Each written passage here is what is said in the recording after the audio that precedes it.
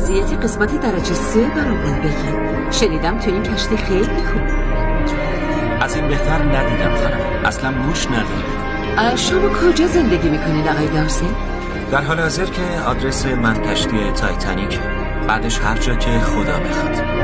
هزینه سفر رو چطور تهیه کردی؟ برای خرج سفرام کار میکنم، معمولا تو کشتی های بخار. برای بلیت تایتانیک خیلی تصادفی و شانسی به دستم رسید و از این بابت خوشحالم. هرچی لازم دارم اینجا همراهمه. هوا توی شوشام و چند برگ کاغذ سفید. دوست دارم صبح بیدار شم و ندونم چی پیش میاد، چه کسی رو میبینم، به چی بر میخورم.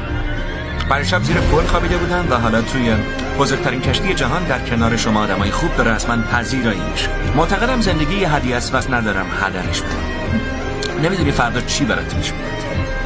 زندگی رو همونطور که پیش میاد بپذیر. بگیر که